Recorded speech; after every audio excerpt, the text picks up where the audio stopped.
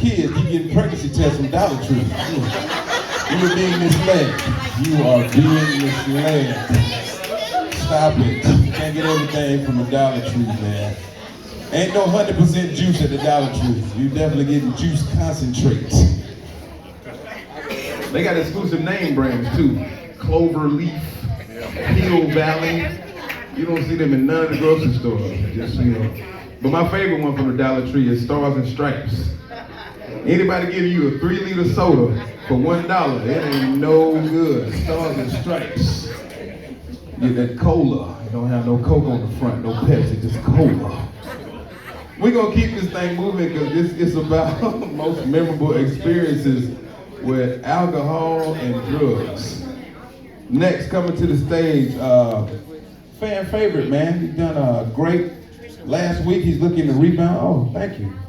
What kind of, is this Clover Hill? I don't want to take no Clover Hill.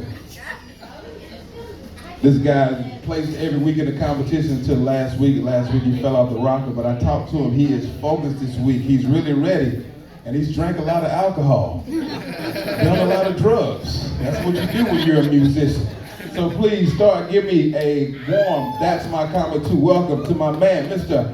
Happy Bone. Thank you.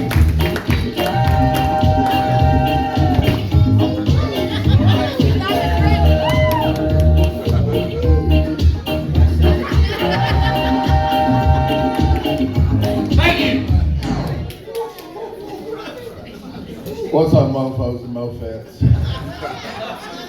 I have been drinking a lot tonight, but that ain't even the subject tonight. Basically, the subject tonight is, have you ever been so high that you made yourself a sandwich and you could have swore somebody knocked at the door and you went to go look in the door thinking somebody gave you a free pizza or some shit? And this is how we answer the door in my neighborhood. Who is it? And he's like, Peter Johnson. And I'm like, I don't know no Peter Johnson. And so he walks off because that's scary when you yell at a motherfucker like that. And then you walk into the living room and you watching part of CSI and you like, oh shit, I knew Henry did that shit. He motherfucking crazy. And then you sit there for a few minutes and you're like, damn, I'm hungry as a motherfucker. I'm gonna go make me a sandwich. And you go back into the kitchen and there's already a sandwich there.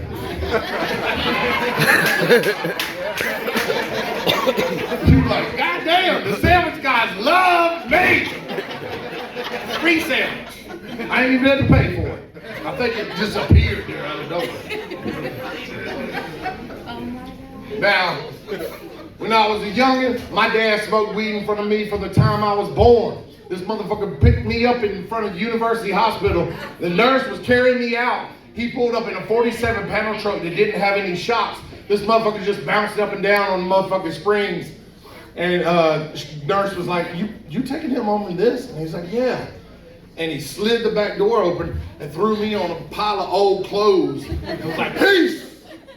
That was in 1975, motherfucker. I'm old as shit. So basically, he used to do these things where he would take me out with him on these rides, and my mom used to, every time I come home, my mom used to be like, you done got him high. Look at how glassy his eyes is. And I'd be like, I'm 4 or 5 years old, I didn't know what the fuck she was talking about, so I just kept on playing with my Legos or whatever the fuck they gave me to play with because I was happy with any goddamn thing. Because I was high as shit, apparently. But see, this is the thing. So, one day, my dad was riding with this truck he bought, this truck, his step-size truck, and we were doing 100 miles an hour down Bobby Jones Expressway. It's I-520 now, but back in the day, it used to be Bobby Jones Expressway. I'm old. Now, so we're doing 100 miles an hour down the expressway, and my dad goes, we're doing 100 miles an hour, and I'm like, oh shit, we're doing 100 miles an hour, I've never done 100 miles an hour before, oh my God, this is awesome, wait till I tell my friends. And then the hood popped up on that motherfucker and covered the whole windshield. We couldn't see shit. We doing 100 miles an hour. All of a sudden, my dad's over there like, this is how we used to roll down the windows back in the day. He put his hand out and he's like pulling us to safety on the side of the road so that he can put the hood back down. And he gets back in the car. He takes a couple of deep breaths and he looks at me and he goes, Don't tell your mama that shit happened. And I was like, oh yeah, hell yeah, Dad, I got you, dog. Real talk. Now I'm 4 or 5 years old. That wasn't exactly my dialogue back then, but that's the gist of it. Now, we get home, and I go, Mama, you ain't gonna believe this shit. Check it out, check it out, check it out. We were doing 100 miles an hour down the road, right? And the hood popped up. Daddy had to roll the window down real fast, stick his head out, and pull us off to the side of the road. Get the hood down, and we had to stop safety and everything. It was crazy. And then all of a sudden, I saw my dad behind my mama going, and I was like, oh shit, I just remembered I wasn't supposed to do that. That was my first experience with forgetting shit when you smoke weed. Fast forward, I'm 17 years old. My brother is a year older than me. He gets his first apartment. He's all smart and shit. Left out of high school early. Does all this college shit. Fuck him. But he gets an apartment, right? And then he has some weed, right? And I was like, oh shit, I'm gonna come and hang out with you. All right, that's cool. We get high. My first time getting high. I'm up in this upstairs bathroom, and all of a sudden I open the linen closet like, BAM! And I was like, shit, this ain't the way out. And I don't need no linens, but I stood there for like 5 minutes and just stared at the linens because it smelled good like a motherfucker, like fresh. I was like, oh shit, that's Gownie fresh in this motherfucker. And then all of a sudden, I remembered, bing, like a light went off in my head. I remember feeling this way before.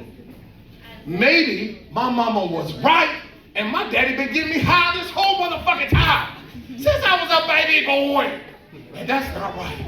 So, at least at that time, I thought it was right, you know what I'm saying? But, I called my dad the next day, and I was like, Daddy, check it out.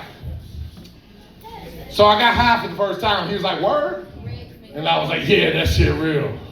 And I was like, I had fun. He's like, all right, congratulations, man. You got some good shit. Can I get some shit from you? And I was like, Dad, I'm not trying to talk about that right now. Please, listen to me. And so I said, I was standing upstairs at Joe Bone's apartment. That's my brother's name, Joe Bone. He crazy.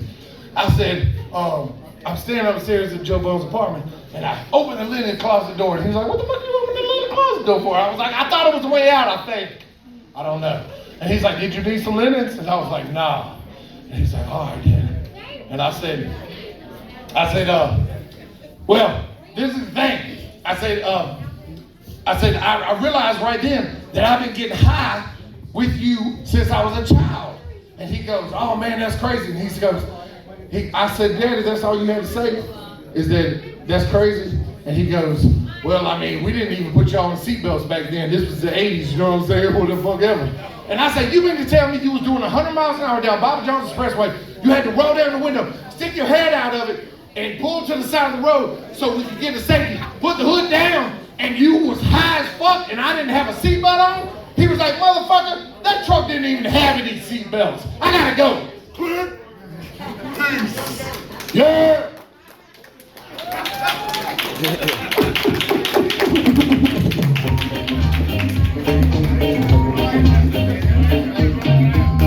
Y'all give it a one time for Happy Bones. That was a very emphatic ending. I didn't know whether to come up or tag you in. I didn't know if you were jumping off the top rope or what. We're gonna take it over to the judges. Happy, I felt like you bounced back from last week. It was a good job. So as long as you, everybody's gonna have a bad week. Show you right. House rules? House rules? No, be quiet first, guys. No, it's ready to start something. House rules? Be quiet. Yeah, be quiet. Watch your voices, guys. Like the kindergarten teacher tell you, give it inside voices. Use your inside voice, okay? All right. But anyway, so good job bouncing back from last week. Thank you. Man, we quieted the people down for you just to say that? God damn. Next up, Paw. What'd you think? Yeah, you did a lot better this week than you did last week. I'm glad you made a comeback. That's all I got to say. I can't wait till we get that pop on dog. I'm telling y'all. John, what you think about Happy Bones' performance this week? First and foremost, I love the energy. You can tell any story and be, animated with it from start to finish. Now, if you had compressed that whole story into 5 minutes with punchlines from start to finish, 10s all the way through. I would have taken my hat to you on that one. But since it lingered a little bit, it just. I only had 7 days. Say that again. I only had 7 days. Oh. Yeah, he said he only had 7 days. They let him out of rehab to do this. He got 7 days. Well, other than that, other than the lingering, it was a funny story, and I like how you tied it all in, and when you was young and until you got old. But keep it 5 minutes, and then we're gonna have a good time this time. Y'all give it up for Happy Bones.